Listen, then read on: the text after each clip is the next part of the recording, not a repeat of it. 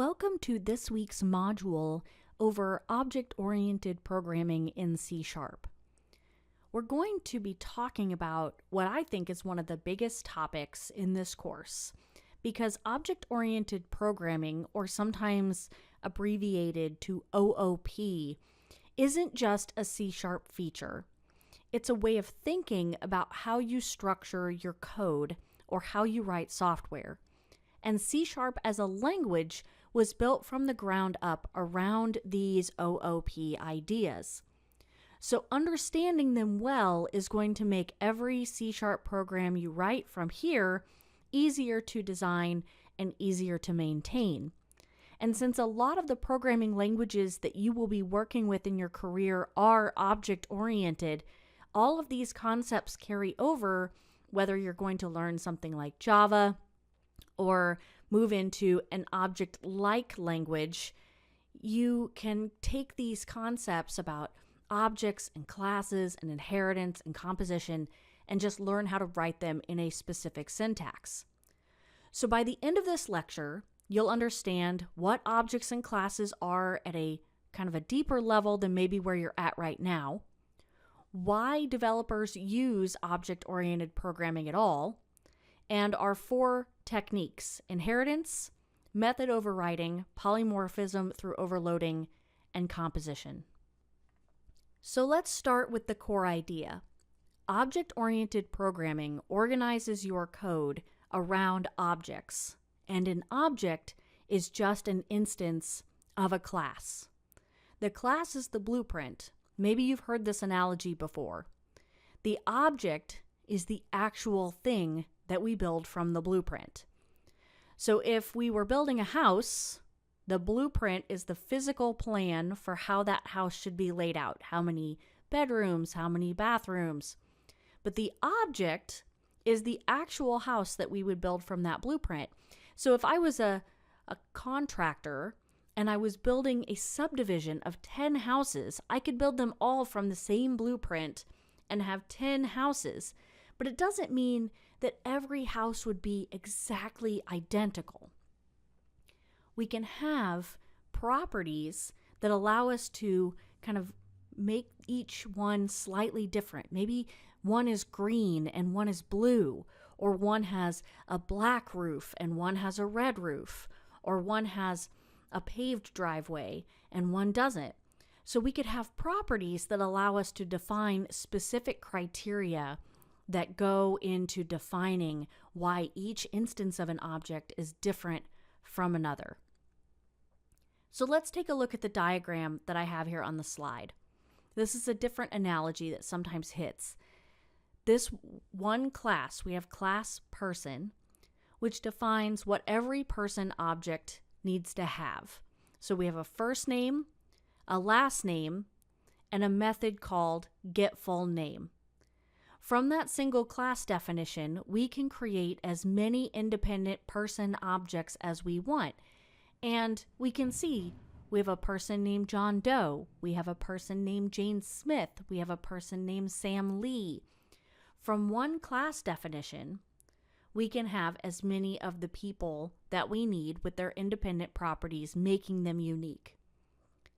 And so when we have objects that have their own separate values, they all share the same structure and the same behavior because they all came from the same class. So they all get the ability to call the getFullName method without us having to write that a bunch of different times or have it in different places throughout our code. It's basically attached to the fact that a person is a class and that method lives in the class. And that's the heart of object-oriented programming. We define the blueprint once, and we can create as many of the objects as we need. So at the bottom of this slide, I want to talk about why do developers actually choose this paradigm? Where did object-oriented come from, or why do we use it? And really there are 5 reasons that we can see here. The first one is modularity. Breaking a complex problem into smaller classes makes it easier to understand and to build piece by piece.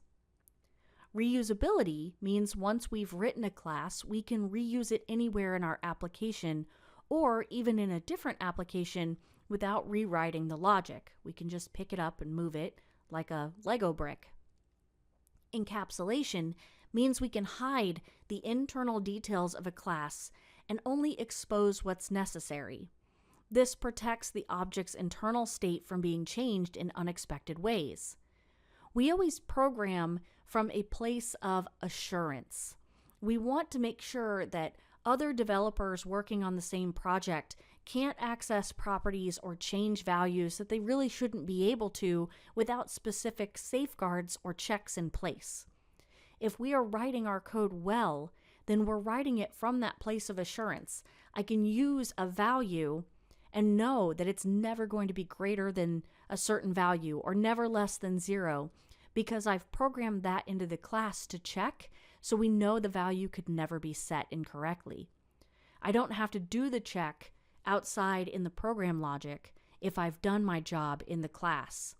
And then we talked about hiding details. This gets a little more in the weeds, but sometimes we don't want other classes being able to peek and poke at the data values in the class that we're working in.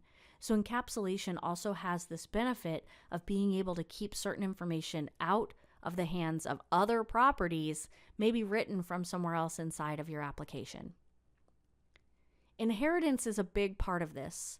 New classes can inherit properties and methods from existing classes, which allows us to avoid duplicating code, builds a clear hierarchy, and helps with that reuse that we talked about. And then polymorphism. This is a big word that means methods can share a name but behave differently depending on the object or the parameters involved. This gives you flexible and consistent ways to build your application without duplication. So we're going to dig into several of these in detail over the rest of this lecture. So I know I just threw a lot of information at you. So let's talk about each one of these 5 pillars individually and how they solve a different problem, but a real problem that you run into as your code base grows. So with modularity, imagine that you're trying to build an entire application as one giant method. It would be unreadable and probably impossible to maintain. Classes let us break that giant problem into small, focused, understandable pieces, where each class is responsible for its one part of the system. It also allows us to think about more complex problems in a manageable way. It might be tough for us to think about a car program that has lots of different cars inside, but every car has a different set of features. But if we can break that down into classes that break out different types of cars, then maybe that makes it a little easier to handle. For reusability, going back to our example of a class person, once a class-like person exists and works, you don't rewrite it every time you need a person-like object. You just reuse it or you extend it with that inheritance idea. This saves time, and just as importantly, it means that only one place is going to have the bug if one shows up. We don't have to look at a bunch of different places that might have a very similar or same piece of code we've needed to reuse. If we know this is failing in this one method, then the one method lives in the one class. So with encapsulation, I always like to use this analogy of thinking a class like a vending machine. You press a button and you get a snack. You don't need to know about the internal motors and wiring involved. Encapsulation hides those internal mechanics and just exposes a simple interface. Tell me the number, you get the snack. This prevents other parts of the code from reaching in and maybe corrupting an object's internal state, or with the example I used earlier, we want to make sure that they can't actually reach in and set a value that wouldn't be appropriate, or set a value to something that should never be changed. So we always set our classes up with this idea of encapsulation. We've contained everything that we need, and we know that other classes can't get in there and meddle with it if we've done our job right. Inheritance lets us say This new class is fundamentally a more specific version of an existing class. Automatically, it gets all of the existing classes' functionality for free. And I'm going to show you a code example of this in just a minute, but we think about inheritance maybe in terms of specificity. So we talked about person. So we could have a person class, but maybe this is an employee application. And so then we can extend person into employee. And so employee would have all of the things that make up an employee that every employee would have, right? First name, last name, date of birth, social security number. But what if we had different roles? Part-time employees, contract employees. They probably have some properties or some methods not every employee needs, but that specific type of employee needs. But I don't want two classes that have a first name property. So I can extend my employee class by writing a full-time employee class. It would get everything from employee, and all I have to do is define what makes a full-time employee different. So again, we'll look at some code in a minute. Then polymorphism. Remember, I said this is just a big word for how we can take code and make it behave differently based on the scenario that it's being used in. This is what we use, really, we don't use it. It's what the compiler uses when we call the same name on different types of objects and get the behavior that's appropriate for each one. And it also helps us a little bit with memory management, which I think today is still an important topic because we talk a lot about bloat, right? How much RAM our applications are taking up, which in the past was a really serious conversation when you only had, a few megabytes to work with. Today, in systems that can have 32, 64 gigabytes of RAM, we have so much RAM, that we maybe stopped thinking about it, but it's still important if you want to write quality software, especially in more volatile situations where you're writing it onto small embedded system or maybe cars. Right? We think about everything as a computer these days. If you're writing firmware, if you're writing for internal modules, you still very much have to think about how memory works. So together, these 5 pillars are why object-oriented code tends to be easier to extend over time. When requirements change, and they always do, you're modifying one well-isolated class instead of hunting through a tangled mess of code. So let's get into our first kind of major technique here with inheritance. And I use a lot of analogies, mostly because that helps us kind of relate to what we're talking about. And I think the simplest way to think about inheritance is the phrase is a. So a student is a person, a car is a vehicle. Whenever you can phrase the relationship this way, inheritance is probably the right tool for setting up that relationship in code. In C#, we denote this relationship using a colon, and you can see that example here in the kind of the peach box.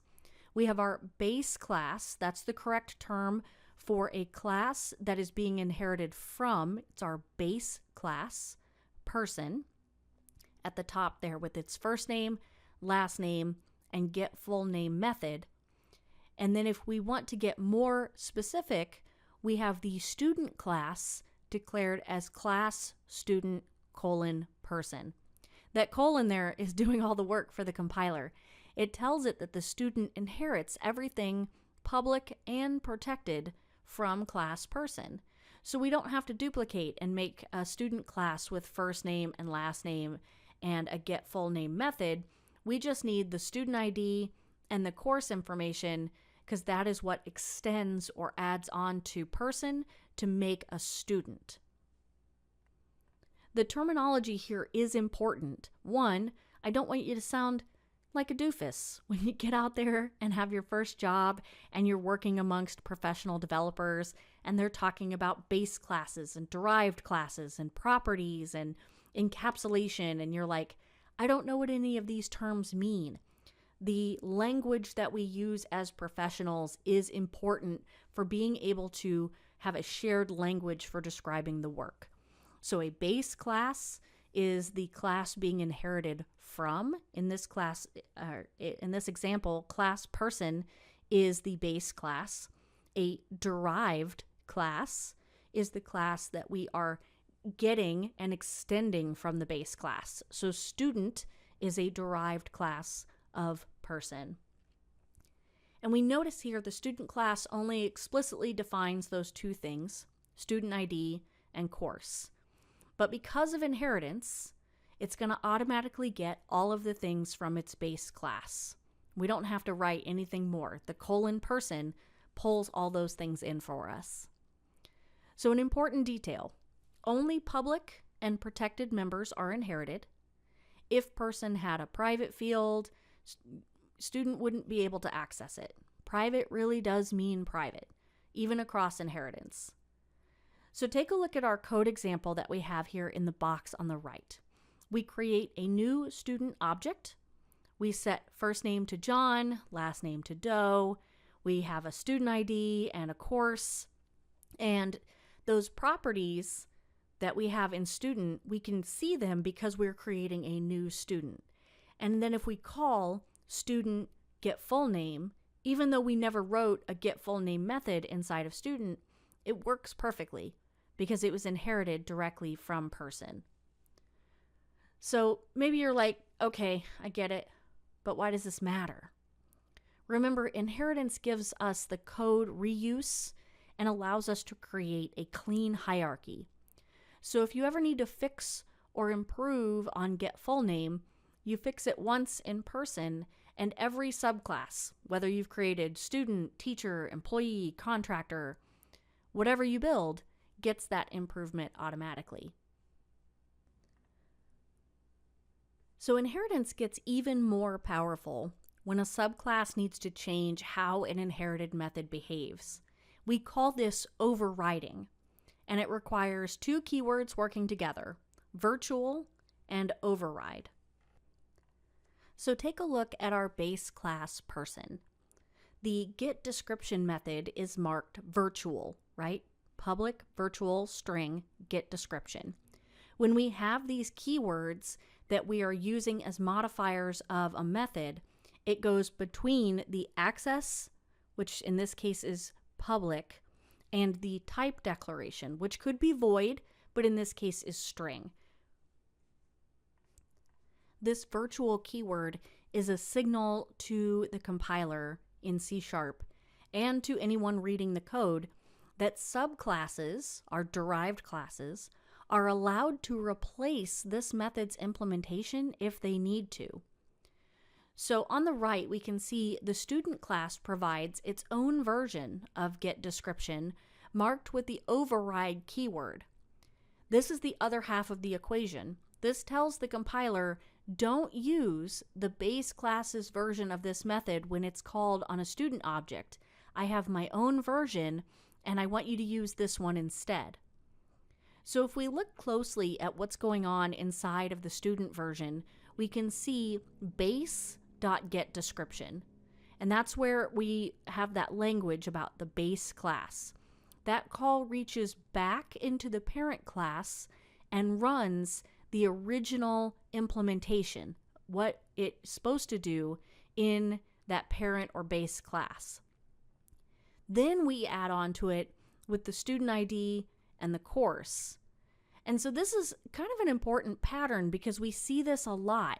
You're not throwing away the base behavior, you're extending it, you're customizing it. And so you can see at the bottom of the slide what we get as our actual output when we call getDescription on a student object. We get the name and the student ID.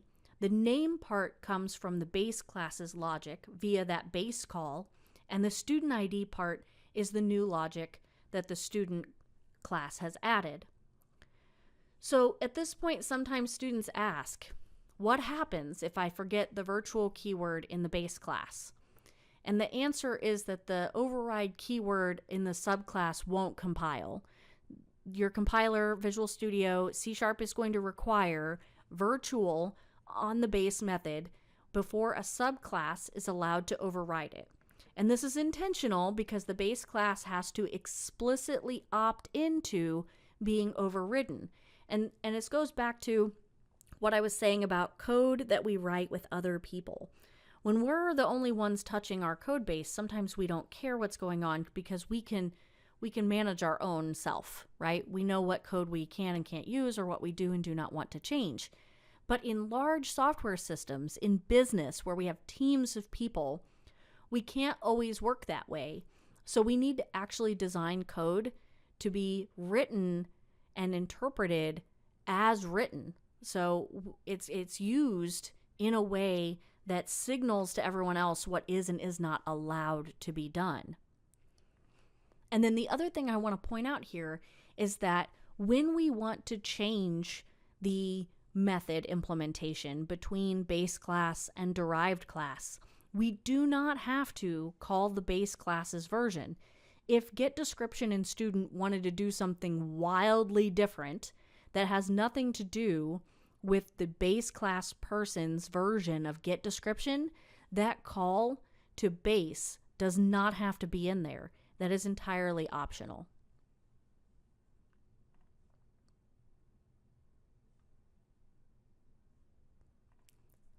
So now let's look at a second thing here we've talked about with polymorphism, and this is method overloading. So we just talked about overriding, now we're talking about overloading.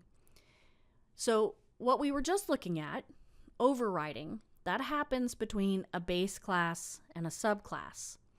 Overloading happens within the same class. So we're in one class and we want a method or multiple methods that share the same name but take different parameters because we are going to do different things based on what parameters are provided.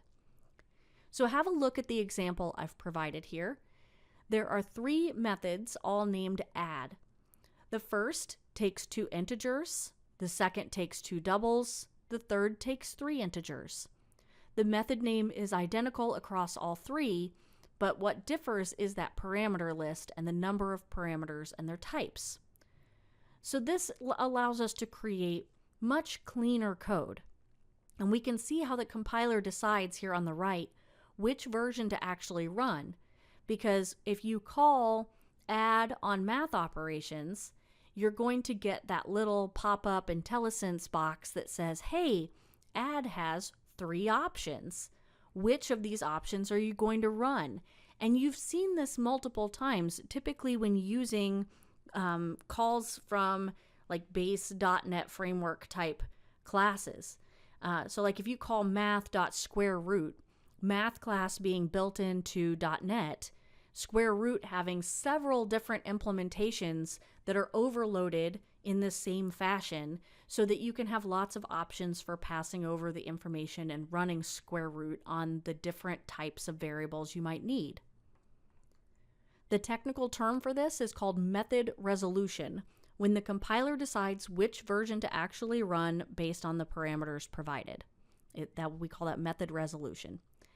So when you call add with 1 and 2, that's 2 integers. The compiler sees 2 integers, resolves that call to the int add int version.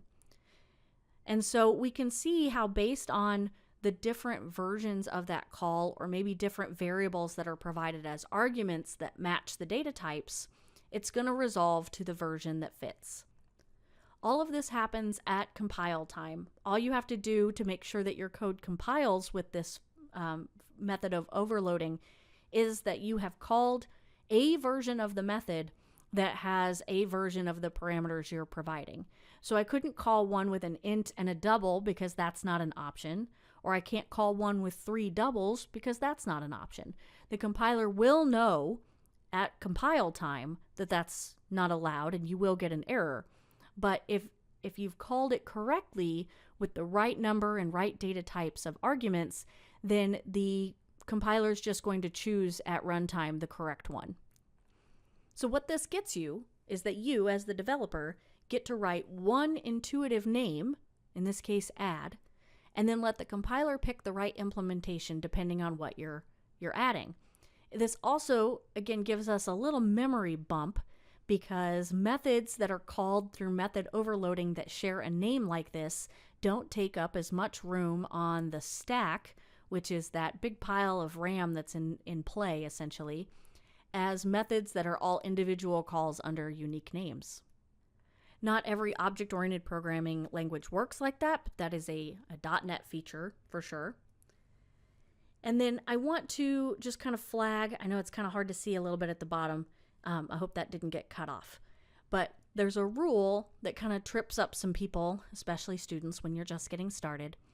You cannot create overloads that differ only by return type. You cannot create overloads that differ only by parameter name. The compiler has to be able to tell your methods apart by looking at that declaration. So the parameter types and count are what it uses to do that. And if two methods have identical parameter lists but different return types, it's not a valid overload, and the C# compiler is not going to let you do that. So just keep that in mind on how the compiler actually determines which method to use and is it a valid overload. We have to make sure that they do in fact differ by the parameter types, those data types, and the count.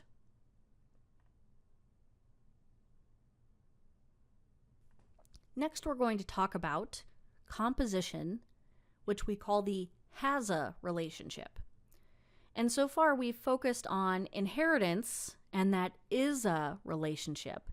And we have a slightly different relationship that we call composition, which is the has-a relationship, because not everything is an inheritable, hierarchical, linear type relationship. So if we have a look at the example here, we can see the car has an engine. Critically, car would not inherit from engine because a car is not an engine, right? It's not an is-a relationship. That doesn't make sense. A car isn't a more specific type of engine. Instead, the car class simply contains an engine object as one of its properties. And maybe you've seen this type of pattern before, where a class contains a property not of a base data type, but of another object type. And that's composition, where we build a complex object out of simpler self-contained objects. So if you take a look at the code example on the right, the engine class is pretty simple. It has a type property. The car class has a property called car engine of type engine, and the car constructor. We create a new engine and assign it to that property. So every time you create a new car object, it automatically comes with its own engine instance. So the little comment in there, right? The car has an engine, and it's worth saying it out loud when we're trying to decide between inheritance and composition and whether or not this relationship versus an inheritance type relationship is the right fit. If the relationship is a has-a rather than an is-a, then composition is usually the right choice. And composition is really valuable because we get kind of several big wins here. First, the reusability. The engine class isn't locked to car. Any other class that needs an engine, so maybe you have boats or generators or something like that, can reuse the exact same engine class.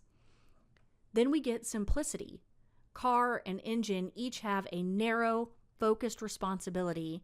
You can combine them to get more complex behavior, but they can operate independently. Then third, and I think maybe most importantly, we get flexibility. We can swap out the engine inside of a specific car instance, give it a different type, or even replace it with a completely different engine implementation without actually touching the car class itself or affecting any other car objects that we might be using in our program. So now that we've talked about both of these major relationships in object-oriented programming, let's put them side by side and talk about maybe when to reach for each one.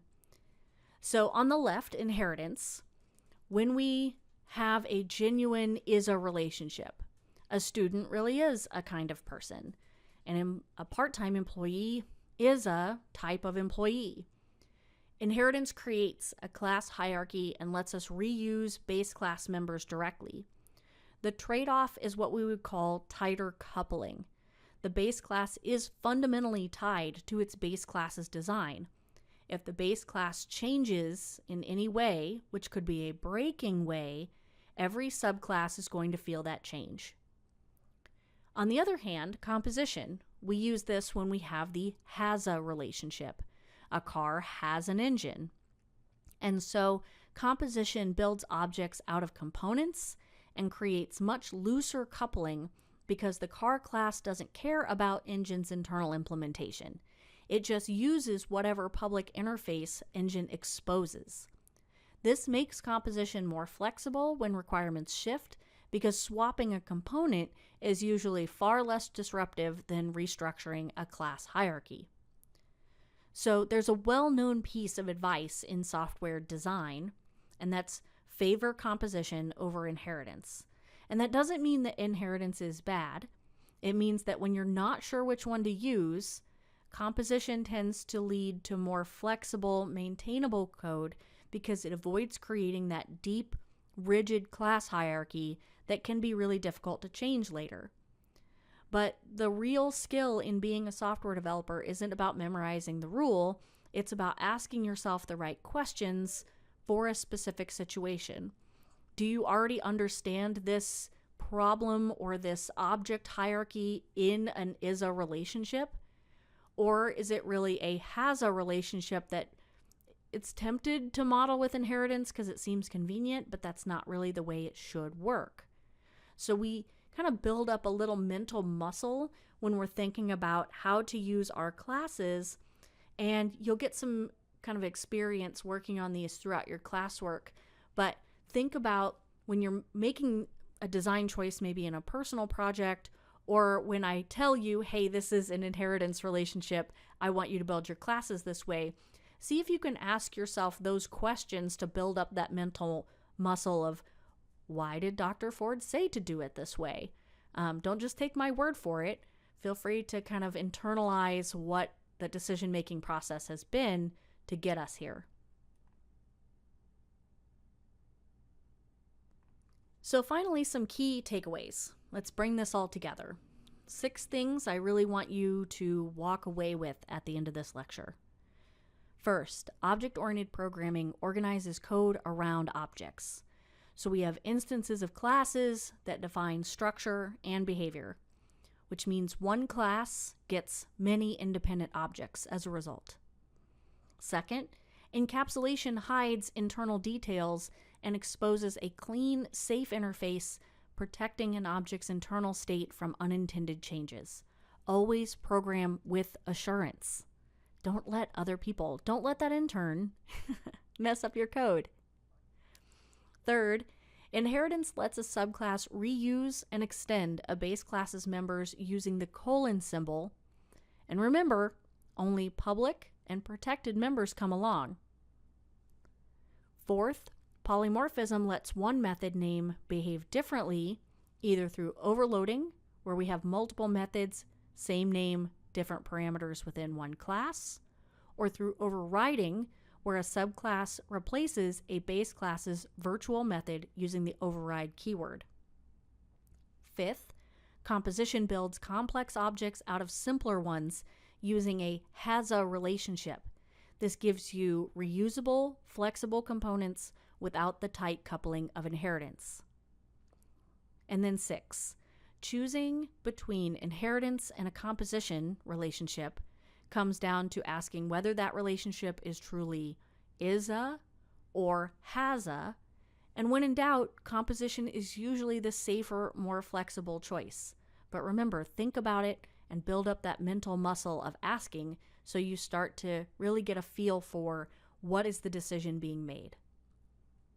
So as we look ahead in our next lecture or lesson, really, we'll start building on this foundation with different types of classes, tools that let you define what those classes must do. And I'm going to start to get looser, I think, as we go, so to give you some more room to actually make those kinds of decisions. Everything we covered today on classes and inheritance and things like that is the groundwork. And so you're going to now take a look at this week's assignment if you haven't done so already. And remember to reach out, whether you are just kind of mulling over some of the questions in this lecture or you have questions about the assignment. I'm here to help.